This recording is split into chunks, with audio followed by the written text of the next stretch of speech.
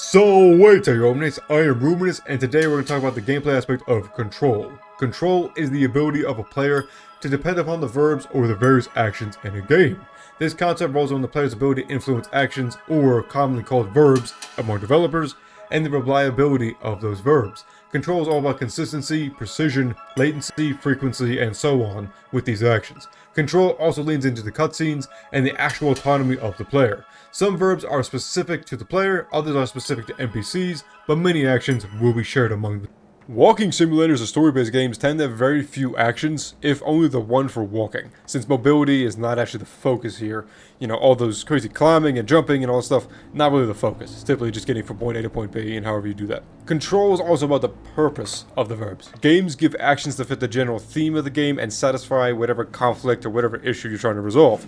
Action should be useful for a variety of situations. An action only serving one purpose is usually forgotten or rarely used, compared to those which are multifaceted. A lot of use of the X button here. Pretty much the only button used except for R2 to run. Not only does multiple purposes for an action add variety in itself, but they also give more control to the player, allowing the player to choose how they want to play instead of kind of shoehorning them into one specific thing. The first part is consistency. How often does the verb or the game do what it's supposed to do? Every time I press the aim button, it aims the gun. Good. However, hitting the enemies seems to be a completely random possibility, as I kind of pointed out in my first ever uploaded gameplay video, and some people got a little salty with me on that, but according to online research, it seems to be a pretty common issue with the hurt box. Precision. How lenient is the game for the player to use, repeat, cancel, or complete verbs or missions? The evil within will allow a player to stand and crouch indefinitely, cancel into each other after the initial animation, so it's pretty seamless. It doesn't really block you from doing certain things. Then we have latency. What delay is there between verbs or reactions from the game? The evil within is responsive to the verbs, but there's latency where it kind of stops you, where it has a specific delay, where it actually gives you control but in-game cutscenes, so there's kind of an issue there. Frequency. How often do these actions occur? How often do they happen? Enemies are pretty frequent in the game, and stealth combat is a regular action, but exploration isn't. But that's not really a hurt against the game. It's not supposed to be explored, really. They have sometimes multiple avenues, but it doesn't really need to be there. Utility. How useful is this action throughout the game? Does it serve more than one purpose? The matches in the game originally serve as a method to instantly kill enemies in the village with the bales of hay, but they still prove useful throughout the rest of the game for incapacitated enemies and for sometimes bosses as well. Autonomy. When does the game take away control from the player? Does the player have a choice in their actions? The evil within takes away control from the player frequently for in-game cutscenes. Removing complete control can be fine, it's not really an issue so long as it's not overly frequent or unclear, whereas in the evil within I think it is a little too frequent and sometimes it's a little unclear.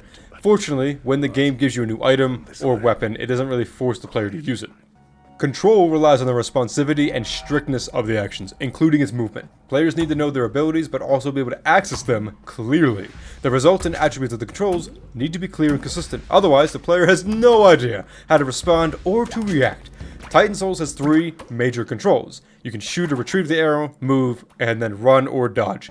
The arrow can also attack the enemies while it's being retrieved, but I personally had such an inconsistent result with it, damaging enemies while I was being summoned, that I never really used it, because I would get killed if I did. However, I'm sure there's plenty of people that played the game and mastered it that could get it to be consistent and kind of get it that way. I just didn't train enough with it. I think it's not a mark on the game, it's more a mark on me that I just didn't take the time to actually focus on it. That should have killed me. That definitely killed me. That was, he just squashed me like a bug.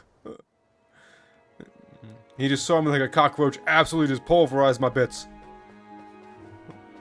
Just grinded my sawdust. Controls need to be also consistently called on by the player, which means that the player can tell the game to perform an action and the game always responds with that action. Pauses or restriction in chaining actions should be clear and sensible. Crash Bandicoot 3, or Warped, gives the ability to double jump, but there is a slight period, a very slight, also tenuous period, where the double jump needs to be activated before it gets blocked off and you can't do it anymore. However, that period is never really taught, and it's unclear visually or audibly when that pause is over. So it results in the player being frustrated when they're trying to use the double jump, when they realize that they won't make a jump and they're trying to get just a little bit extra just to not die, and then they watch Crash blissfully fall into the abyss without extenuating any effort into preserving his life. Thank you, Crash. How did you do that? This is the aim of a god.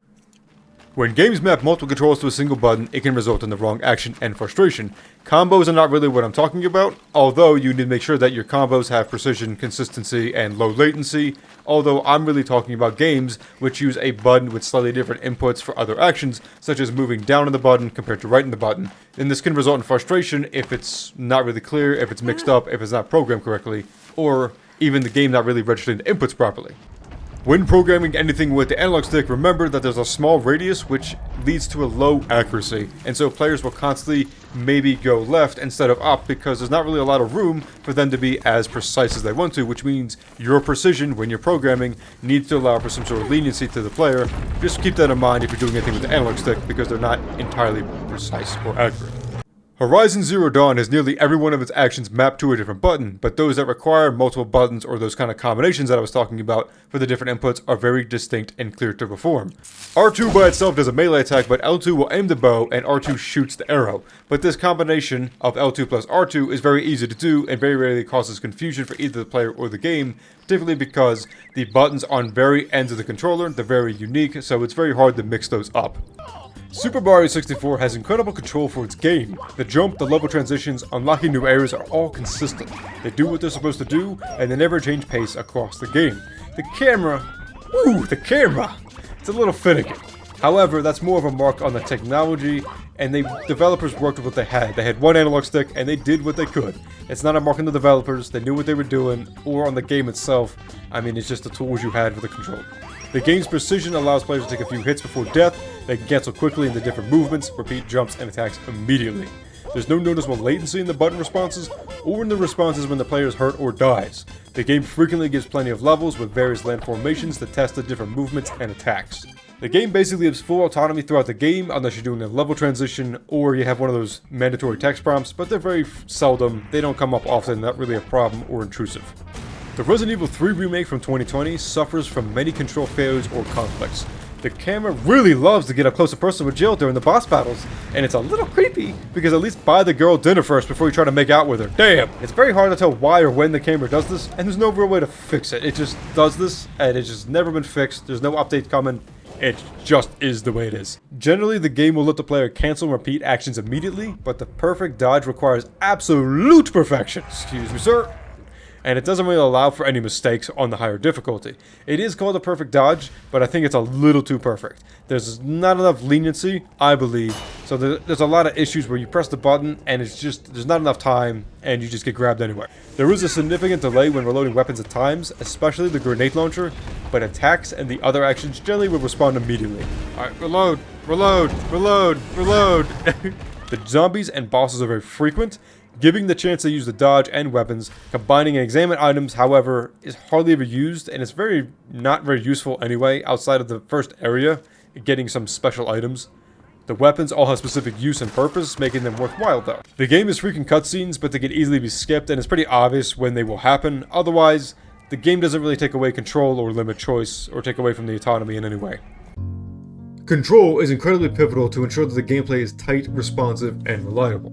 If the player doesn't trust the game's controls, they won't challenge their skills, and they won't actually take risks, as they don't trust the game to actually do what it should be doing. If the game takes away autonomy too much, or has too much unnecessary latency, it can become frustrating to not feel like they're actually playing a game, rather than just interacting with the story. Thanks everybody for watching. If you liked this video, make sure to like, subscribe, and ring the bell to be notified of future videos. We will continue on with the gameplay aspect of movement and speed in the next video. If you have any constructive criticism on things that either I missed out on, things that I didn't explain correctly, or things that you have your own ideas on, please leave it in the comments below. Otherwise, I'll see you next Wednesday. Walete, omnes.